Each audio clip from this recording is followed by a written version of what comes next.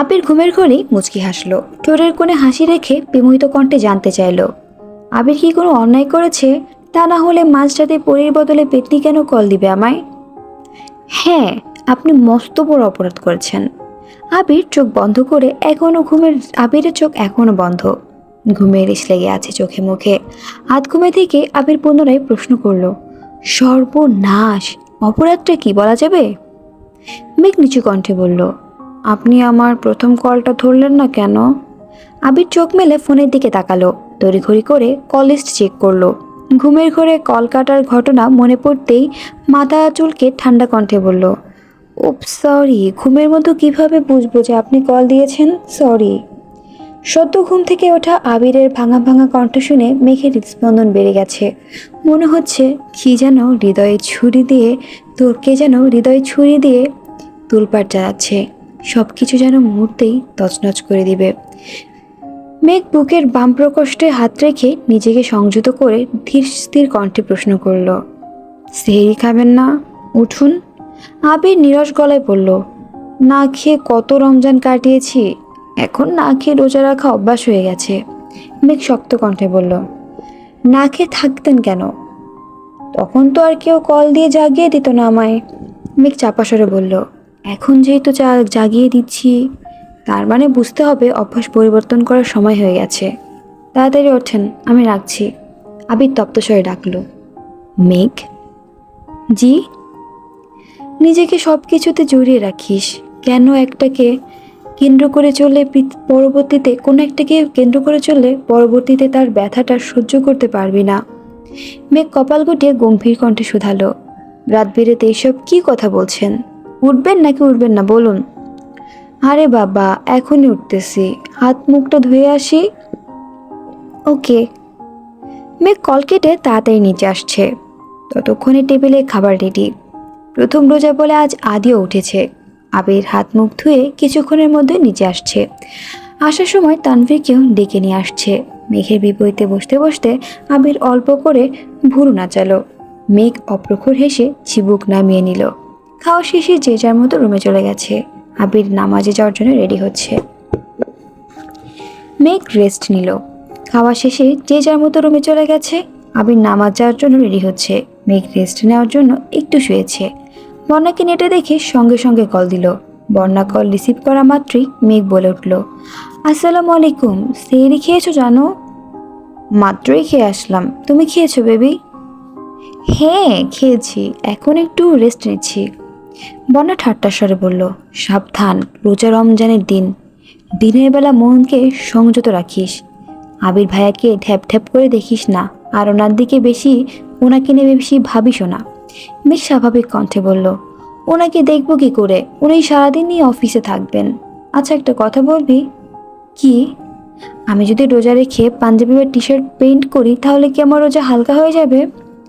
বন্যা হাসতে হাসতে বলল, হ্যাঁ হয়ে যাবে, কারণ তুই রং করতে করতে আবির ভাইয়ের কথা ভাববি, তাই দিনের বেলা জামা কাপড়ের দিকে ভুলেও তাকাবি না, বুঝলি?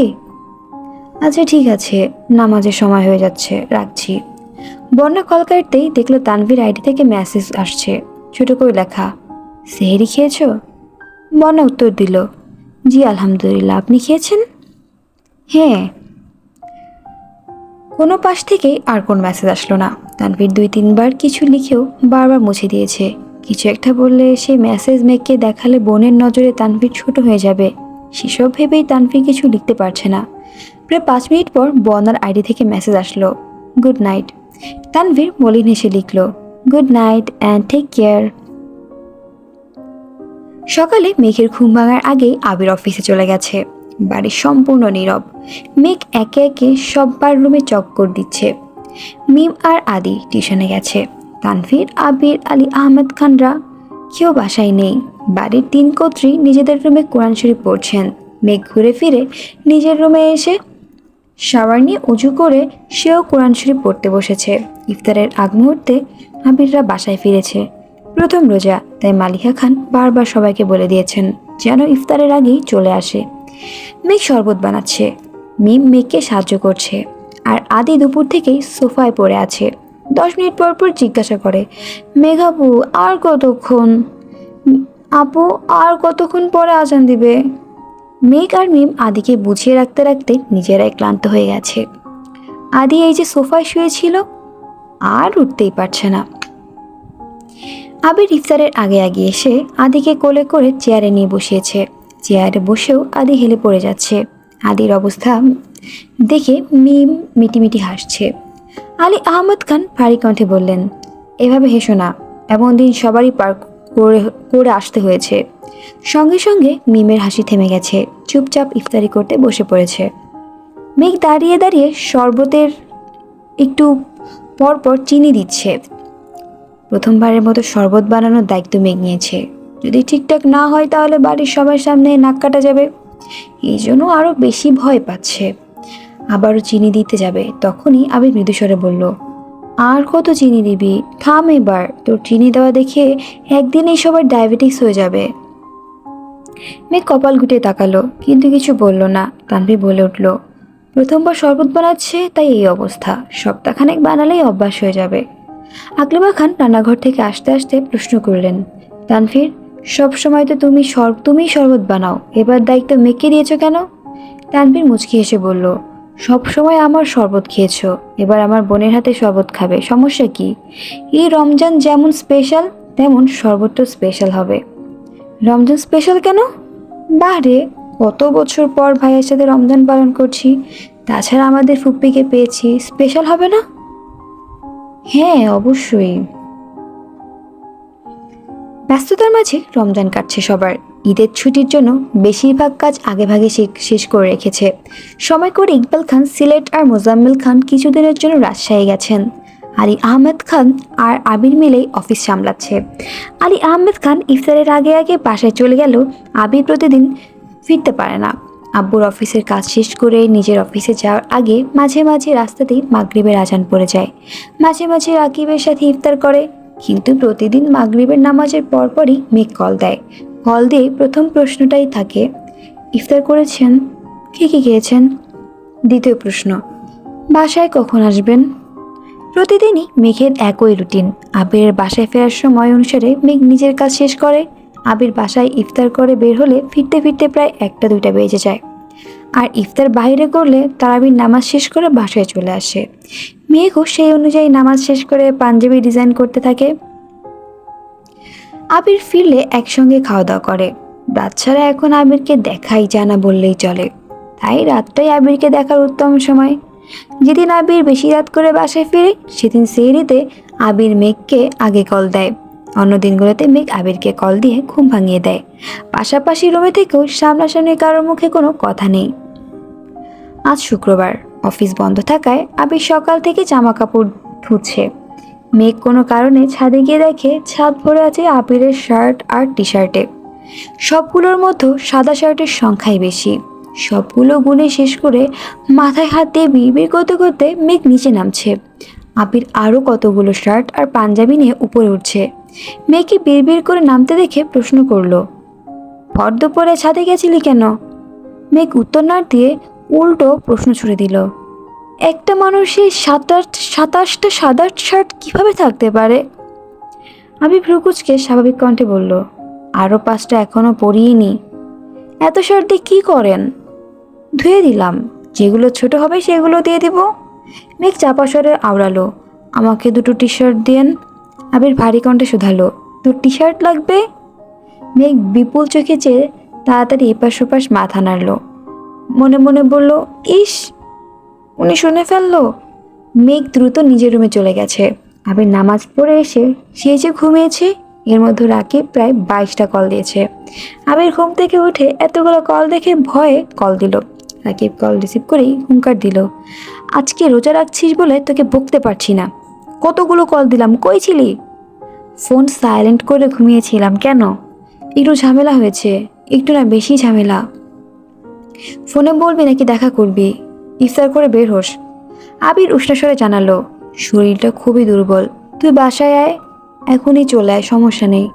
না না, এখন আসলে সবার সাথে ইফতার করতে হবে। তোর বাপের আমি বিরাট ভয় পাই, উনি আমার দিকে তাকালেই মনে হয় আমি গড় গড় করে সব বলে দিব। কি বলে দিবি? তোর আর মেঘের ব্যাপারে যা জানিস সব এমনিতেই মুখ ফুসকে বলে দিব, তার চেয়ে বরং ইফতারের পরেই আসিস। তোর ইচ্ছে। নামাজ শেষে আবির বাসায় আসার 10 মিনিট পরই রাকিব বাসায় আসছে। মালিহা খানকে ভালো মন্দ জিজ্ঞাসা করে সরাসরি আবিরের রুমে চলে গেছে। আবিরকে বিস্তারিত ঘটনা বলার পর আবির স্বাভাবিক কণ্ঠে বলল, তুই এখন কি চাচ্ছিস? আমি রিয়াকে বিয়ে করতে চাচ্ছি। এখনই বিয়ে করবি? সব জানাজানি হয়ে গেছে, এই অবস্থায় বিয়ের সিদ্ধান্ত না নিলে পরবর্তীতে ঝামেলা আরও বাড়বে। আবির স্বাভাবিক কণ্ঠে বলল, তাহলে আন্টিকে তুই বুঝা। গতকাল রাত থেকে আম্মু আমার সাথে কথা বলে না। প্রথমে ভাবছি ঠিক হয়ে যাবে, আজকে বিকাল নাগাদ যখন কথাই বলছে না তখন বাধ্য হয়ে বাসা থেকে চলে আসছি। এখন আমি কি করতে পারি সেটা বল। রাকিব মলিন হেসে বলল, তুই আম্মুকে বোঝাবি। আমি হুঙ্কার দিয়ে উঠল, আমি আমার পরিবার মানাতে পারছি না বলে বিয়ে করতে পারছি না, সেখানে তুই আসছিস আমাকে দিয়ে তোর পরিবার মানাতে? বাহ রাকিব বাহ। প্লিজ বন্ধু, তুই ছাড়া আমার কে আছে বল। তুই আমার কাছে যে কোনো সমস্যার সমাধান চা, আমি সাধ্যমতো যথাসাধ্য চেষ্টা করব। কিন্তু যেই মার প্যাচে আমি আটকে আছি সেটার সমাধান আমার কাছে চাস না? রাকিব আকুল কণ্ঠে বলে উঠল, এতদিন আমার বাসায় সমস্যা ছিল না, শুধু রিয়ার বাসায় সমস্যা ছিল, কিন্তু এখন ওদের বাসার সাথে সাথে আম্মু প্যাচ ধরে বসে আছে। জান্নাত আম্মুকে বোঝানোর অনেক চেষ্টা করছে, কিন্তু আম্মুর কথা মানার অবস্থাতেই নেই। আবির রাশভারী কণ্ঠে বলল, দেখ, এর সমাধান আমার কাছে নেই। তুই যেমন আব্বুকে ভয় পাস, আমিও তেমন আন্টিকে ভয় পাই। আমার এখনও মনে আছে, ছোটবেলা গণিত পরীক্ষায় তুই 2 নম্বর কম পেয়েছিলি বলে রাস্তার মাঝখানে তোকে কি মারটাই না দিয়েছিল। সে থেকে আমি তোর বাসায় যাই না। তুই না গেলে কি হবে, আম্মু তোকে খুব ভালোবাসে। তোর কথা বললে যে কোনো অনুমতি দিয়ে দেন, কিন্তু এই ব্যাপারটা সিরিয়াস, তাই তোকে নিয়ে যেতে হবে। আমার পাড়া ঠিক হয়েছে বেশি দিন হয়নি। আব্বু এখনও বাইক চালানোর অনুমতি দেননি। রিক্সা করে অফিসে যাই আমি। সেখানে তোর বিয়ের কথা বলতে ওদের বাসায় যাই আর আন্টির হাতে মায়ের খেয়ে আবার বিছানায় পড়ি নাকি? গতবার আমার শ্বশুর বেশি না, মাত্র 2 ঘন্টা ছাড়ছিল। এবার কিছু হলে সোজা মার্ডার করে ফেলবে। তুই কি চাস আমি বিয়ে করি না? আমি যাতে বিয়ে না করতে পারি? 2-1টা পরই আমাদের সংসারে আসুক। তোকে চাচ্চু বলে ডাকবে আর আমায় আব্বু। রাকিব গুরুগম্ভীর কণ্ঠে বলল, একটা প্রবাদ বাক্য আছে, আইবো পোলার ডাকবো বাপ, তে যাইবো মনে পাপ। তোর অবস্থা হয়েছে এরকম। আবির ঠোঁট বেঁকিয়ে হেসে বলল, আমার পোলা লাগতো না, একটা মেয়ে হলেই হবে, যাকে ঘিরে আমাদের ছোটোখাটো একটা সংসার হবে। রাকিব রাগান্বিত কণ্ঠে বলল, আর কত কল্পনায় ভাসবি, এবার বাস্তবে আয়, বাস্তবে এসে আমাকে বাঁচা। আমি পারবো না, দুঃখিত। মেঘ দরজা থেকে উঁচু স্বরে বলল, আসবো? আবির ঠোঁটে হাসি রেখে বলল, হ্যাঁ আসেন। মেঘ মোলায়েম কণ্ঠে বলল, বড় আম্মু আপনাদের জন্য খাবার পাঠিয়েছেন। রাকিব ঘাড় ফিরে তাকিয়ে জিজ্ঞাসা করলো, কেমন আছো আপু? আলহামদুলিল্লাহ ভাইয়া, আপনি কেমন আছেন? আমি ভালো নেই, আমার অবস্থা খুব খারাপ। কেন ভাইয়া, কি হয়েছে? তোমার আবির ভাইয়াকে বলো একটু আমাকে সাহায্য করতে, ও ছাড়া আমি কাউকে ভরসা করতে পারবো না। তুমি এবার বলো মেঘ। মেঘ ভ্রুকুচকে শরীরনেত্রে চেয়ে আছে, আচমকা প্রশ্ন করলো, কি বলবো?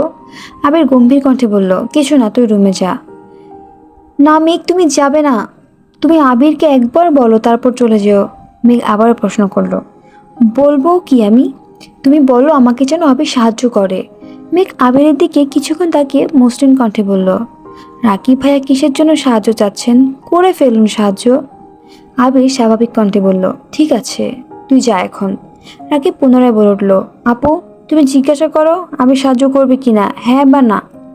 আবির চেঁচিয়ে উঠে বলল, হ্যাঁ হ্যাঁ করবো সাহায্য, হইছে। রাকিব স্বস্তির নিঃশ্বাস ছেড়ে হাসি মুখে বলল, এই না হলে আমার বেস্ট ফ্রেন্ড। আবির অগ্নিদৃষ্টিতে রাকিবের দিকে চেয়ে আছে। মেঘ চলে যেতে নিলেই পুনরায় প্রশ্ন করল, আচ্ছা কি হয়েছে? রাকিব স্বাভাবিকভাবে জিজ্ঞাসা করলো, তুমি রিয়াকে চিনো? আপনার গার্লফ্রেন্ড রিয়াপু? রাকিব আবিরের দিকে তাকিয়ে বলল, বাহ আবির। পুনরায় মেঘকে বলল, হ্যাঁ, আমাদের বাসার সবাই রিয়ার ব্যাপারে মোটামুটি জানতো। রিয়া 2-1বার আমাদের বাসায় আসছে, সবার সাথে আলাপও হয়েছে। রিয়া শারীরিকভাবে একটু অসুস্থ, এটা আমার বাসার কেউ জানতো না। গতকাল কথায় কথায় এটা বলেছি, তারপর থেকে শুরু হয়েছে আম্মুর চিল্লাচিল্লি। বাড়ির বড় বউ হবে, রোগী হলে কিভাবে হবে? লোকে কি বলবে, সারা জীবন ডাক্তারের কাছে দৌড়াতে দৌড়াতে শেষ হয়ে যাব। আরও কত কি। আম্মু এখন আমার সাথে কথাই বলতেছে না। তাই তোমার আবির ভাইকে বলতেছি আমাদের বাসায় যেতে, আম্মুকে একটু বোঝাতে। রিয়াপুর কি সমস্যা? শ্বাসকষ্ট, অ্যালার্জির সমস্যা, আরও কিছু সমস্যা আছে। মেঘ জানলাতে বাইরে তাকিয়ে উদাসীন কণ্ঠে মনে মনে বলল, রিয়াপুর সামান্য সমস্যার কারণে আন্টি কত বছরের সম্পর্ক মানছেন না। আর আমি যে তার ছিঁড়া, এটা জানার পর আমার শাশুড়ি কি আমাকে মেনে নেবেন? আবির মেঘকে ডাকতেই মেঘ নড়েচড়ে উঠল। কথা শেষ করে দ্রুত রুম থেকে বেরিয়ে গেছে। মেঘ যেতেই রাকিব বলল, আজ মেঘ আসছিল বলে বেঁচে গেলাম। আবির রাগান্বিত কণ্ঠে বলল, লোকে এজন্যই বলে কাউকে দুর্বলতার জায়গা চিনাতে নেই। আমি নিজেই এখন আধমরা, তাই তো মেঘকে দিয়ে সাহায্য চাইলাম। আচ্ছা, তুই না একবার বলেছিলি মেঘ অসুস্থ? ঠিকই তো দেখলাম। আবির কপাল গুটিয়ে গুরুভাব কণ্ঠে বলল, অসুস্থ না রে, বৃষ্টিতে ভিজছিলাম। ধমকের হাত থেকে বাঁচতে শ্বশুরের মুখের ওপর বলেছিলাম আপনার মেয়ের কিছু না হলেই তো হলো। যেই কথা সেই কাজ। আমার শ্বশুর সকাল বিকাল দেখে দেখে মেয়ের জ্বর সর্দি আসছে কিনা, কারণ কিছু একটা হলেই আমার ইচ্ছে মতো ছাড়তে পারবে। উনি যদি ঢালে ঢালে চলে, তবে আমি চলি পাতায় পাতায়। সপ্তাহখানেক মেয়েকে গরম পানির ওপর রেখেছি, সারাক্ষণ গরম পানি খেয়েছে, অ্যান্টিবায়োটিক খাইয়েছি, প্রাকৃতিক ওষুধ সহ যত ধরনের ঘরোয়া পদ্ধতি আছে সব চেষ্টা করে ফেলেছি। আল্লাহর রহমতে সর্দি জ্বর কিছুই হয়নি। তোর জীবন এখন ডিসকভারি চ্যানেলের বাগার হরিণের মতো হয়ে গেছে। জামাই শ্বশুরের চ্যালেঞ্জ। চাচ্চু যেদিন জানতে পারবে ওনার পরীর মতো মেয়ের পিছনে তোর মতো বানর ঘুরঘুর করছে, তখন আর কি অবস্থা হবে আবির? সেই দিন নিয়ে এখনো ভাবিনি, যা হবে সেদিনই হবে। বাঁচা আর মরা দু হাতে নিয়েই ওনার সম্মুখীন হব। আচ্ছা এখন চল, নামাজ পড়ে আমাদের বাসায় যাবি। আবির আচ্ছা বলার আগেই জান্নাত আবিরের নাম্বারে কল দিল। আবির রিসিভ করে জান্নাত বলল, আবির ভাইয়া, রাকিব ভাই বাসা থেকে চলে গেছে। ভাইয়ের ফোনও বন্ধ। আম্মু টেনশনে অসুস্থ হয়ে পড়েছিল, এখন কিছুটা সুস্থ হয়েছে। ভাইয়ের সাথে কথা বলতে চাচ্ছেন। আপনি ভাইয়াকে খুঁজে নিয়ে তাড়াতাড়ি বাসায় আসুন প্লিজ। আচ্ছা আসতেছি। আবির আর রাকিব ঘণ্টাখানেকের মধ্যে রাকিবদের বাসা আসছে। আন্টি আঙ্কেলের সাথে কথা বলে অনেক কষ্টে রাজি করেছে। সঙ্গে সঙ্গে রিয়াকে কল দিয়ে রিয়ার আম্মুর সাথেও কথা বলে। প্রায় ঘন্টা দুয়েক আলাপ আলোচনা শেষে আবির আর রিয়ার বিয়ে ঠিক হয়েছে। ঈদের একদিন পরেই বিয়ে। রিয়ার পরিবার আত্মীয় স্বজনদের মধ্যে অনেকেই এই বিয়েতে রাজি না, তাই মোটামুটি ঘরোয়াভাবে বাসাতেই প্রোগ্রাম করা হবে। আবির বাসায় ফিরতে আলী আহমদ খান শুধালেন, কোথায় ছিলি? রাকিবদের বাসায় গিয়েছিলাম। রাকিব দেখলাম সন্ধ্যায় আমাদের বাসায় আসলো, আবার তুমি ওদের বাসায় থেকে ফিরছ। কোনো সমস্যা? না আব্বু, কোনো সমস্যা না, রাকিবের বিয়ে ঠিক হয়েছে, ঈদের একদিন পরে বিয়ে। আলী আহমদ খান রাজবাড়ী কণ্ঠে বললেন, কোথায়? ঈদের পরে তোমাদের বিয়ে হওয়ার কথা ছিল তা না? তোমার বন্ধু বিয়ে করছে। ভালো ভালো। আবির মনে মনে আড়ালো, যাকে বিয়ে করতে চাই তাকে বিয়ে না দিলে এই ঈদ কেন? একের পর এক ঈদ কেটে গেলেও আবির অন্য কাউকে বিয়ে করছে না। দেখতে দেখতে সময় পেরিয়ে যাচ্ছে। এক সপ্তাহ পরেই ঈদ উল ফিতর। খান বাড়িতে শপিংয়ের মেলা বসেছে। আলী আহমেদ খান, ইকবাল খান, মোজাম্মেল খান তিনজনই আলাদা আলাদাভাবে সবার জন্য জামা কাপড় এনেছে। বছরের একবারই ওনারা নিজে শপিংয়ে যান। তাছাড়া তানভীরও সবার জন্য জামা কাপড় এনেছে। বাড়ির ছোট দুই কর্ত্রী একদিন মেঘদের শপিংয়ে নিয়ে গিয়ে সবার জন্য শপিং করে এনেছে। মেঘের অলরেডি 5-6 সেট ড্রেস হয়ে গেছে। তবে কাঙ্ক্ষিত ব্যক্তির থেকে এখনও কিছু পাওয়া হয়নি, তাই মেঘের মন তেমন ভালো না। আবিরের পাঞ্জাবি টি শার্টের কাজ কমপ্লিট, এখন শুধু দেওয়ার অপেক্ষা। আজ সকাল থেকেই তানভীর আবিরকে খুঁজছে। আবির রাকিবের বিয়ে শপিং করতে বেরিয়েছে। আবির দুপুরের দিকে বাসায় আসতেই তানভীর ছুটে গেল। আবির নির্বিকার ভঙ্গিতে জিজ্ঞাসা করলো, কি হয়েছে তোর? তানভীর অনচ্ছ হেসে বলল, ওর জন্য একটা ড্রেস কিনেছি, কিভাবে দেব বুঝতে পারছি না, হেল্প করো। আমায় হেল্প করতে হয় কেন? সামনে যেতে না চাইলে নিজের বুদ্ধি কাজে লাগা। মানে তোর বোনকে যেভাবে গিফট পাঠিয়েছিলি সেভাবে পাঠা। ও যদি না পড়ে? এত চিন্তা করলে অকালে চুল পেকে যাবে। তোর কাজ গিফট দেওয়া, একসেপ্ট করলে কি না, সেটা একসেপ্ট করলো কিনা সেটা পরের বিষয়। ঠিক আছে, তানভীর বন্যা ঠিকানা দিয়ে ড্রেস কুরিয়ার পাঠিয়ে দিয়েছে। কুরিয়ারের বক্স নিয়ে বন্যা রুমে গেল। সন্দেহ নিয়ে বক্স খুলতেই বিশাল গর্জিয়াস এক ড্রেস বের হলো। ড্রেসের ওজনেই বলে দিচ্ছে ড্রেসটা অনেক দামি। বন্যার সঙ্গে সঙ্গে মেঘকে কল দিয়ে সব ঘটনা খুলে বলল। মেঘ অচতুর কণ্ঠে বলল, গিফট কে পাঠালো সেটা বড় বিষয় না, গিফট পেয়েছিস এটা নিয়ে খুশি থাক। এত দামি ড্রেস দিয়ে কী করবো আমি? কেউ হয়তো ভুলে পাঠাইছে। মেঘ তার তড়িৎ বেগে বলল, আরে বোকা, ঠিকানা তোর বাসার, তোর ফোন নাম্বার, মানে কেউ ইচ্ছে করেই তোকে পাঠিয়েছে। আমি এই ড্রেস পরবো না, যেভাবে আছে সেভাবে রেখে দিব। মেঘ সঙ্গীনভাবে ধমকে উঠে বলল, তুই ড্রেস না পরলে মজাটা করবো কিভাবে? কিসের মজা? তুই ড্রেসটা পরে ছবি তুলে একটা ছবি ফেসবুকে পোস্ট করবি, তারপর দেখবো পরিচিত মানুষের বাইরে কে তোর ছবিতে রিয়াক্ট দেয়, সেখান থেকে খোঁজ নিব মনে মনে কে তোকে পছন্দ করে। আর তোর বড়লোক বাপের ছেলে, আর কোন বড়লোক বাপের ছেলে এত দামি ড্রেস তোর জন্য পাঠায়? আমি পরবো না। চুপ, আমি যা বলছি তাই হবে। এ ব্যাপারে আর কোনো কথা শুনবো না, আর মানবও না। কি রে, তোর আবার কি হলো? না, দেখছিলাম আবির ভাইয়ের স্টাইলে কথা বললে কেমন লাগে। রাখি এখন, টাটা। আচ্ছা, টাটা। আগামীকাল ঈদ। মেঘ এখনো অপেক্ষায় আছে আবির তাকে একটা ড্রেস গিফট করবে, আর সেটা মেঘ ঈদের দিন সকালে পরবে। অথচ আবির এখনো ড্রেস দিচ্ছে না। এদিকে দুপুর থেকে হালিমা খান মেয়েদের পার্লারে যেতে বলছে। মেহেদি দেওয়ার জন্য বুকিং দিয়ে রেখেছে আরও 1 মাস আগে, কিন্তু মেঘের পার্লারে যাওয়ার মনোযোগ নেই। এক ফাঁকে মেঘ ছুটে গেল আবিরের রুমে। আবিরকে ডেকে বলল, আবির ভাই, আপনি আমায় মেহেদি দিয়ে দিবেন না? কেন, মেহেদি আর্টিস্ট কোথায়? আর্টিস্টের কাছে দিব না, আপনি রাতে দিয়ে দিয়েন। আমি পারবো না, মেমকে নিয়ে তাড়াতাড়ি মেহেদি দিতে যা, ইফতারের আগে আগে চলে আসছিস।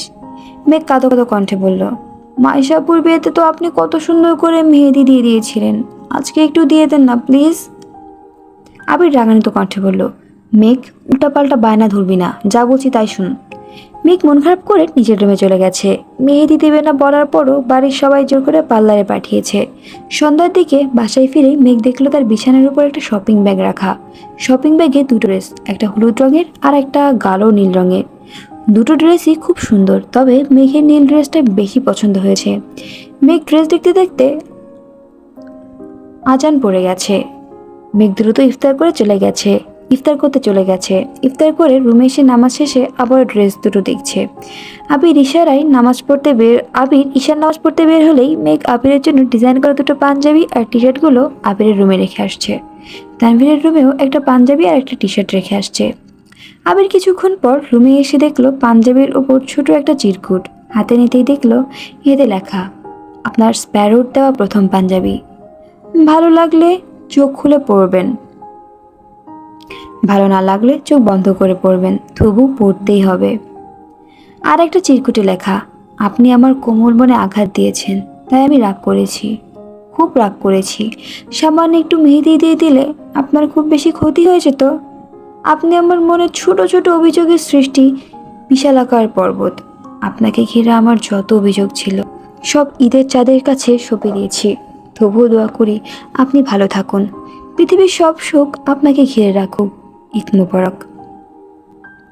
আমি চিরকুটটা পরে মুচকি হেসে বলল, পৃথিবীর সব সুখ যদি আমায় ঘিরে রাখে, তবে আমি সেই সুখের চাদর দিয়ে তোকে ঘিরে রাখবো।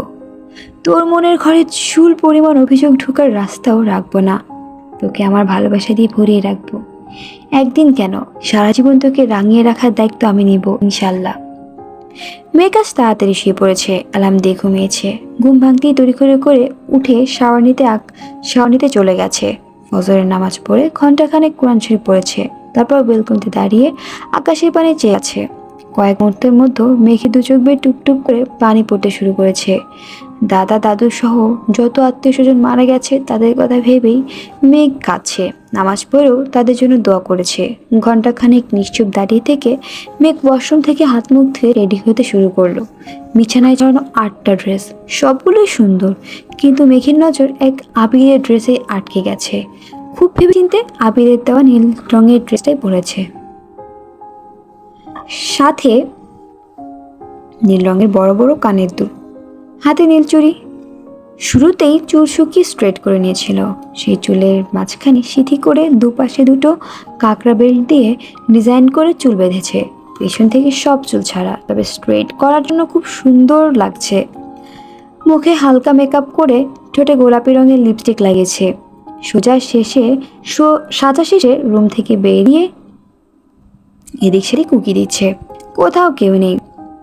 আবিরের রুমে দেখে আসছে আবির নেই। হঠাৎ বড় আব্বুকে নামাজ থেকে ফিরতে দেখে মেঘ দৌড়ে নিজের রুমে চলে গেছে আর আবিরের উপরে আসার অপেক্ষা করছে। কিছুক্ষণ পর আবির উপরে আসা মাত্রই মেঘ রুম থেকে বেরিয়ে সোজা আবিরের সামনে গিয়ে বসে পড়েছে। মেঘের এমন কাণ্ডে আবির কিছুটা ভরকে গেছে। সঙ্গে সঙ্গে দুপা পিছিয়ে দাঁড়ালো। মেঘ উপরে তাকিয়ে দু হাতে আবিরের দুপা স্পর্শ করলো। ততক্ষণ আবির নিচু হয়ে মেঘের দুকাত আলতো হাতে রেখে বলল, সালাম করতে হবে না, উঠেন। মেঘ সালাম করে ঠোঁটে প্রশান্তির হাসি নিয়ে উঠে দাঁড়ালো। আবিরের পরনে মেঘের দেওয়া সাদা পাঞ্জাবি, তা দেখে মেঘের অশ্রুযুগল আরও বেশি প্রশস্ত হলো। মেঘের কল্পনায় আবির ভাইকে যতটা সুন্দর লাগছিল, বাস্তবে তার থেকে বহুগুণ বেশি সুন্দর লাগছে। আবিরও নির্বাক হয়ে মেঘে দেখছে। নীল রং আবিরের খুব প্রিয়, তবে সচরাচর নীল রঙের কিছু আবির কেনে না, কারণ মানুষের প্রিয় রঙের ড্রেসে দেখলে মুগ্ধতার চোখ সরাতে পারবে না ভেবেই এই রংটাকে এড়িয়ে যায়। তবে দোকানের নীল রঙের জামাটা দেখে এত পছন্দ হয়েছিল যে না কিনে থাকতেই পারেনি। আকস্মাৎ ভ্রু নাচিয়ে প্রশ্ন করলো, সালামি লাগবে? মেঘ মুচকি এসে বলল, আপনি দোয়া করবেন, তারপর সালামি দিবেন। আবির মেঘের মাথায় হাত রেখে সুমধুর কণ্ঠে বলল, দোয়া করি জীবনে অনেক বড় হ, সবসময় খুশি থাক। মেঘ নাক সিটকিয়ে বলল, এসব দোয়া তো সবাই করে, আপনি বরং ইউনিক দোয়া করুন। দোয়াও আবার ইউনিক হয়? হ্যাঁ হয়। আবির মাথা থেকে হাত নামিয়ে দু হাতে মেঘে দুগাল আলতোভাবে হাত রেখে জিভ ভিজিয়ে ঠোঁট দিয়ে স্নিগ্ধ শীতল কণ্ঠে বলল, আমি দোয়া করি তোর মনের সব ইচ্ছা পূরণ হোক, ছোট থেকে বড়, ইনফ্যাক্ট যেগুলো তুই মনে মনে ভাবিস কিংবা ঘুমের ঘরে স্বপ্নে বা কল্পনায় দেখিস, সেই সব ইচ্ছে পূরণ হোক। তুই যা চাস, যাকে চাস, ঠিক যেভাবে চাস সেভাবেই যা পাস। তোর আকাশ জুড়ে ভালোবাসার বৃষ্টি হোক, যে বৃষ্টি তোর মনে জমে থাকা অভিযোগ অভিমানগুলোকে ধুয়ে মুছে বিলীন করে দেবে। সেই সঙ্গে আগামী দিনগুলোতেও তোর মন ভালো লাগবে। প্রয়োজনে বৃষ্টি ফোটার সাথে সাথে দুটো হাঁসের বাচ্চাও আসুক, যেগুলো তোকে সারাদিন হাসাবে। মহিলা হাঁসটার নাম হবে মেঘ, আর পুরুষ হাঁসের নাম যা খুশি রেখে দিস। তারপর তাদের একটা সংসার হবে, পরে ডিম হবে, বাচ্চা দিবে। আর বলবো? মেঘ ঠোঁট উল্টিয়ে বলল, এটা আপনার ইউনিক দোয়া। তো কি দোয়া চাস বল? থাক, দোয়া করতে হবে না, সালামি দেন। কত লাগবে, 2 টাকা নাকি 5 টাকা? আপনার যত ইচ্ছে দেন, সালামি চাইতে নেই। আবির পকেট থেকে একটা নতুন 500 টাকার বান্ডেল বের করে দিল। মেঘ অবাক চোখে তাকিয়ে প্রশ্ন করলো, এত টাকা নিয়ে কি করব? তোর বোধ শক্তি হওয়ার পর প্রথমবার সালামি দিচ্ছি, কম কি এনে দিব? মেঘ আবিরের দিকে তাকিয়ে তপ্তস্বরে বলল, ধন্যবাদ। সালামি দিলে আবার ধন্যবাদ তো দেশ? সালামির জন্য ধন্যবাদ দেয়নি, পাঞ্জাবির জন্য দিয়েছি। ও আচ্ছা, তাহলে আপনাকেও ধন্যবাদ জামাটা পরার জন্য। মেঘ রুমে যেতে যেতে হঠাৎ করে বলল, আমি কিন্তু পুরুষ হাঁসের নাম ফিক্সড করে ফেলেছি। আবির মুচকি হেসে বলল, আমি জানি। আবির নিজের রুমে চলে যাচ্ছে। মেঘ নিজের রুমে এসে টাকাগুলো ড্রয়ারে রেখে ড্রেসিং টেবিলের সামনে দাঁড়িয়ে ভাবছে, পুরুষ হাঁসটা আবির আর মহিলা হাঁসটা মেঘ। একদিন তাদের বিয়ে হবে, তাদের সাজানো ছোট্ট একটা সংসার হবে, তারপর তাদের ঘর আলো করে একটা রাজকন্যা না হয় রাজপুত্র আসবে। উফ বলেই মেঘ লজ্জায় 2 হাতে নিজের মুখ ঢেকে ফেলেছে। ব্লাশ দেওয়া গাল দুটো যতটা লাল হয়েছিল, এসব কথা ভেবে গাল দুটো 3 গুণ বেশি লাল হয়ে গেছে। কিছুক্ষণ পরেই মেঘ স্বাভাবিক হয়ে নিচে নামলো। মেঘের ড্রেস দেখে কাকিয়া বলল, এই ড্রেসটা অনেক সুন্দর, তোকে খুব ভালো লাগছে, কিন্তু তুই যে এটা পছন্দ করে কিনলি সেটা পরিসনি কেন? মেঘ হাসি মুখে বলল, 7 দিন থাকে, সবার দেওয়া ড্রেসে পরবো। তানভীর নামাজের সময় তাড়াহুড়ো করে গেছিল বলে মেঘের দেওয়া পাঞ্জাবিটা পরে যেতে পারেনি। বাসায় এসে তাড়াতাড়ি করে মেঘের দেওয়া পাঞ্জাবি পরে নিচে আসছে। আবিরও ততক্ষণে নিচে আসছে। সবাই একবার আবিরকে দেখছে আর একবার তানভীরকে। হালিমা খান প্রশ্ন করলেন, তোরা কি সেম পাঞ্জাবি কিনছিস? তানভীর ঠোঁটে হাসি রেখে বলল, পাঞ্জাবি গিফট পেয়েছি। কে দিল? বনু আমাকে আর ভাইয়াকে গিফট করেছে। ডিজাইন নিজে করেছিস? মেঘ ছোট করে বলল, হ্যাঁ। বাহ, খুব সুন্দর হয়েছে। তোর আব্বু চাচ্চুদেরও দিতি? ভালো লাগলে ইনশাল্লাহ আগামী ঈদে সবাইকে দিব। ইনশাল্লাহ। সবাই একসঙ্গে খাওয়া দাওয়া শেষ করে 5 ভাই বোন মিলে ঘুরতে বেরিয়েছে। তানভীর ড্রাইভ করে আবির আর তানভীর ড্রাইভ করছে। আবির তার পাশের সিটে বসে আছে। ফুপির বাসা তেডি ঘুরে অল্প নাস্তা করে আসছে। রাস্তায় যেতে মেঘ হঠাৎ করে বলে উঠল, ভাইয়া চলো না বন্যাদের বাসার দিকে যাই। আবির আর তানভীর দুজনে আটকে উঠল। তাদের প্ল্যান ছিল এদিক সেদিক ঘুরে এসে বন্যাদের বাসার দিকেই যাবে, কিন্তু মেঘ শুরুতেই বলে ফেলল।